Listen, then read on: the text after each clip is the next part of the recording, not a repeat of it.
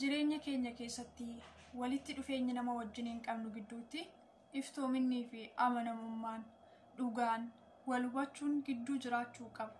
Miti yoo ta'e garuu wanti nuti argachuudhaaf namummaa sobaa uffannee namatti dhiyaannu dhumni isaa nuufis miidhaa namoota kan biroofillee miidhaa guddaa ta'a.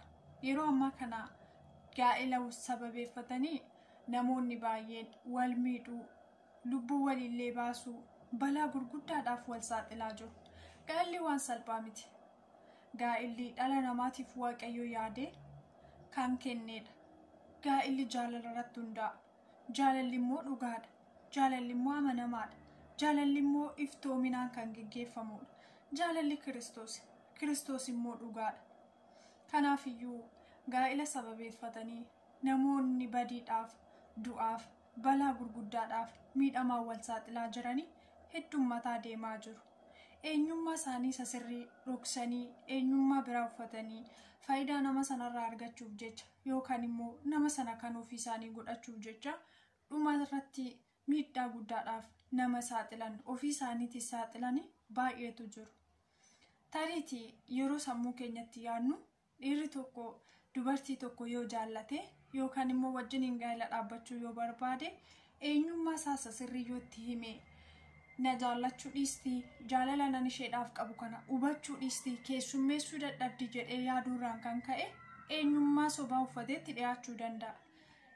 Dubarris akkasuma dhiirri tokko yoo ishee jaallate isheen garuu seenaa dhokataa wayii mudannoo wayyoo jireenya ishee keessatti qabaatte isa dhabuu dhiisuurraan kan ka'e isa dhabuu barbaadu dhabuu dhiisuurraan kan ka'e eenyummaa ishee sasirrii sana dhoksitee yookaan immoo mudannoo jireenya ishee keessatti ishee mudate sana dhoksitee nama biraa fakkaattee nama ishee jaallate yookaan nama jaallatte sanatti dhiyaachuu dandeessa. Kuni garuu dhumni isaa balaarra wal buusuu miidhaadhaaf wal saaxiluu ta'a.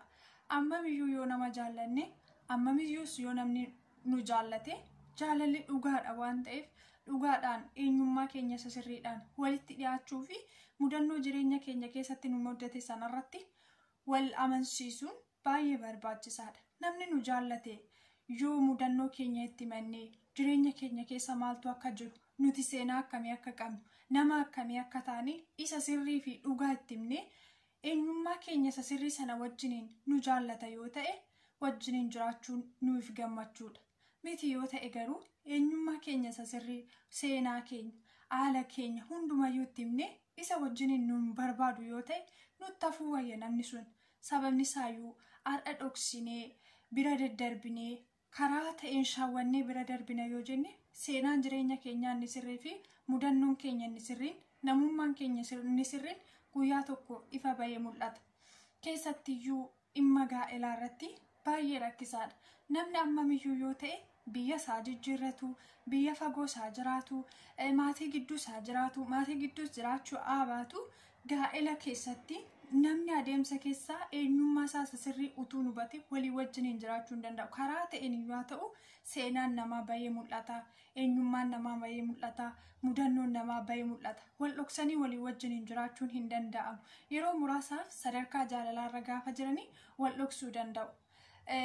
Wal shawwaduu danda'u, wal gowwoomsuu danda'u. Garuu gara gaa'elaatti gaafa dhiyaatanii wal dhoksuu hin danda'an. Mudannoo ammamiyyuu yoo qabaanne jireenya keenya keessatti seenaa ammamiyyuu yoo qabaanne gaafa gara gaa'elaatti dhufuudhaaf yaannu seenaa keenya dhokataa sana dhoksineetuma gara gaa'elaatti seenuudhaaf murteessuun baay'ee rakkisaadha. Gaariis miti. Fuula namaattis ta'e fuula Waaqayyootti barbaachisaa miti. Namni sun nu jaallatus nu dhiisus seenaa keenya faana eenyummaa keenyas faana iftoominaanii yoo nu jaallate nu haa jaallatu. Yoo nu jaallachuu baate immoo namni kan biraa immoo seenaa fi eenyummaa keenya sasirrii kanaan nu jaallatu hin dhabamu jechuudha. Nuti illee eenyummaa nama gaafa barree isa dhugaa fi sirrii ta'e gaafa hubanne yoo seenaa isaa sana faana jaallanne jaalala dhugaadha. Seenaan isaa sun immoo nu wajjiniin deemuu nu barbaachisu yoo ta'e dhiisuu danda'utti qabna. Kanaafiyyuu ammamiyyuu yoo ta'e seenaa jireenya keessan keessatti qabdan seenaa jireenya keenya keessatti qabnu dhoksinee nama tokko wajjiniin jiraachuudhaaf murteessuun dhumni isaa miidhaa guddaadha. Namoonni tokko seenaa isaanii wal dhoksanii gara gaa'ilaatti galanii yeroo muraasaan booda tarii eega dhala godhatanii booda seenaan isaanii kuni ala bahee mul'achuu danda'a. Namoota bakkeerraa dhagahamuu danda'a. Maatiidhaarraatii dhagahamuu danda'a. Hiriyootarraa dhagahamuu danda'a. Karaa kamiyyuu haa ta'u gaa'ila dhaabbatanii sadarkaa guddaarra walii wajjiniin erga ga'anii booda sababa seenaa isaanii sagaleessaa wal dhoksanii walii wajjin jiraachuu eegalanii fi rakkoon guddaan gidduu isaaniitti uumama. Gaa'illi isaanii diigamaa dhufa jechuudha. Gara diigamuutti dhufa. Jaalalli isaan gidduu jiru hin bada. Sadarkaa jaalalaatti iyyuu haa ta'u mudannoo walii seenaa walii wal dhoksanii eenyummaa walii wal dhoksanii gaafa fuula biraa yookaan immoo namummaa biraa uffatanii walitti dhiyaatanii namummaan inni sirriin sun gaafa nama biraarraati bakkeerraati dhagahamu namni ammamiyyuu nu jaallatu namni ammamiyyuu nu faana dadhabe namni ammamiyyuu nuti jaallannu nu jibbaa deema jechuudha. Eenyummaa keenya dhoksuun bifa namummaa kan biraa uffannee namatti dhiyaachuun jaalalli akka dabalutu hin ta'in jaalalli gidduu keenya akka badu godha. Jaalalli akka ijaaramu walitti dhufeenyi keenya akka cimutu hin ta'in walitti dhufeenyi keenya akka gargarcitu godha. Kanaafiyyuu amma kamiyyuu haa ta'u eenyummaan keessan eenyummaa keessanidha. Jijjiirrachuu hin dandeessan. Jireenya namaa keessatti mudannoon karaa garaagaraatiin nama mudachuu danda'a. Jaallatanis ta'e utuu hin jaallatiin mudannoo garaagaraa keessatti kufuu danda'a namni. Seenaa garaagaraa qabaachuu danda'a namni. Inni kun garuu hin jijjiirama miti wantichi jechuun nuutu jijjiirama malee yaada sammuu keenyaatu jijjiirama malee waan tokko beekneetuma jaallannee wanti nuti goonu jiraachuu danda'a. Osoo immoo hin jaallatin osoo hin beekin wanti nuti goonu miidhamarra geenyu tokko jiraachuu danda'a. Wantichi garuu deebi'ee aaraa ta'eetu namummaa isa kan biraa taanee dhalanna miti nuti. Nutu sammuu keenyatu guddachaa deema. Wanticha kaleessaa sanarratti lammata deebinee argamu dhiisuudhaan kan ka'e. Kanaafuu namummaa biraa uffannee deebinee dhalanna miti. Kanaafiyyuu nuti seenaa keenya isa keessa darbine sana nama wajjiniin jiraachuudhaaf murteessinetti himuu fi karaa dhugaa iftoominaatiin walitti dhiyaachuu danda'uu qabna jechuudha. Obboleettiin kun waan baay'ee nama gaddisiisudha. Ishee kana qofa miti namoonni hedduun jiru. Namoonni miidhaa kanaaf saaxilamanii gaa'ilatti galanii gaa'illi isaanii gargar diigamee miidhaa hedduutiif saaxilaman jiru.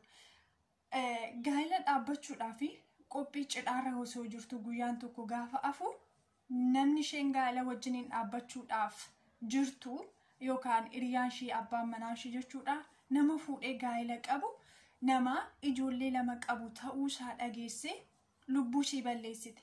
Baay'ee waan nama gaddisiisudha.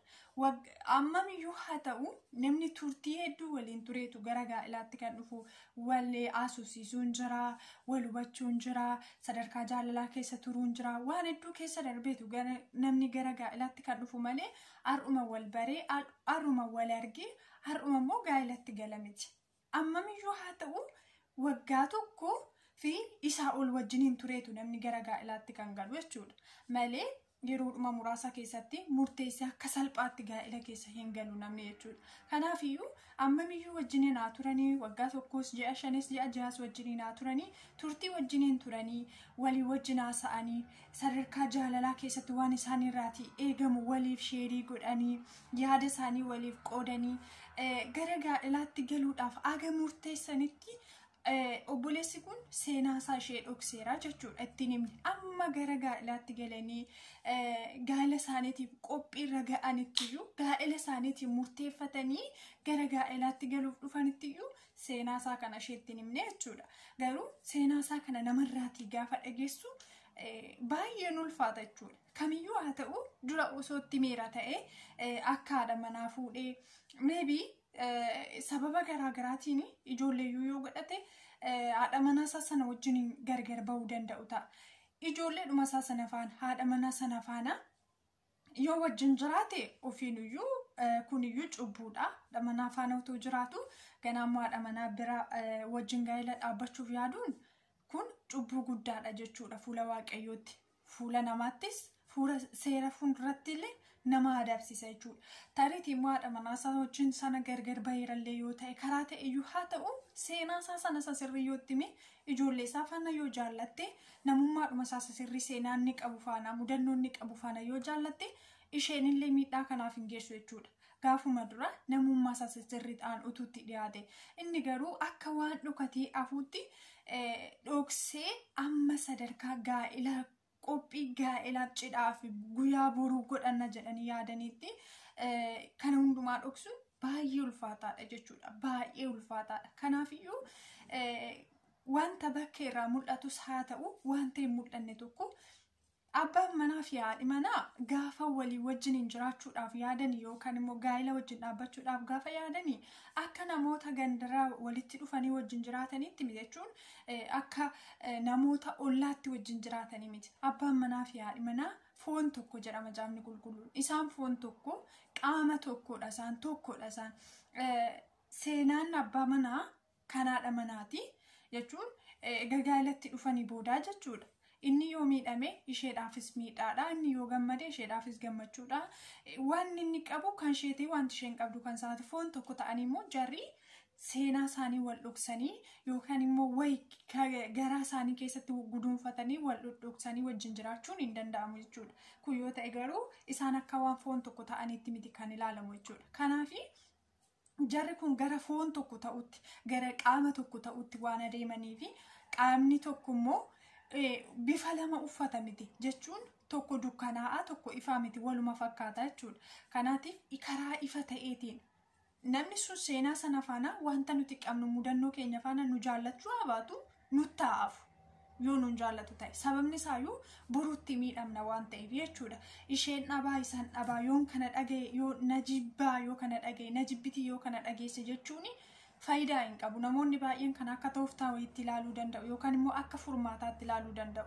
Adeemsa keessanitti himaa, adeemsa keessan hubachiisaa yookaan immoo akka waan dhokatee afuutitti dhabuutirra jedhanii murtoo kana murteessuun baay'ee barbaachisaa miti. Seenaa walitti himuun karaa ifa ta'e walitti dhiyaachuun baay'ee barbaachisaadha jechuudha. Keessumattiyyuu gaa'elaaf iddoo guddaa kennuutii qabna. Nuti yeroo kana keessa namoonni gaa'elaaf iddoo guddaa kennan hin jiru. Gaa'ela akka mana kiraatti jechuun itti galuu yoon ta'u ta'e immoo keessaa bahu. Kuni garuu barbaachisaa miti. Kanaaf Waaqayyoo nutti gadda jechuudha. Nuti illee jireenya keenya keessatti jireenya burjaaja'aa keessa jiraan jechuun jireenya keenya waliin qabatu jechuudha. Murteeffachuun, dhugaarratti hundaa'uun, iftoominaan itti adeemuun ofuma keenyaan jireenya keenya of jalaa balleessuu hin qabnu. Ofuma keenyaan jireenya keenya of jalaa fokkisiisuutii hin qabnu. Kanaaf karaa ifa ta'ee fi dhugaadhaan walitti dhiyaachuun baay'ee barbaachisaadha. Namoonni baay'een har'allee seenaa keessa wal dhoksitanii, mudannoo keessa wal dhoksitanii gara gaa'elaatti galtanii walii wajjin jiraachuudhaaf kan yaaddan yoo jiraate namni mudannoo hin dhabu. Namni kamiyyuu mudannoo qabaachuu mala. Haa ta'uyyuu malee nama wajjin jiraachuudhaaf murteessinee tokko immoo seenaa keenya, eenyummaa keenya sirriidhaan gaafa iftoominaan itti dhiyaanne nuti waan mudannoo qabnuuf namni sun nu jaallata yoo ta'e waan nuti seenaa wayii qabnu, waan nuti mudannoo wayii qabnuuf nu jibba miti. Inni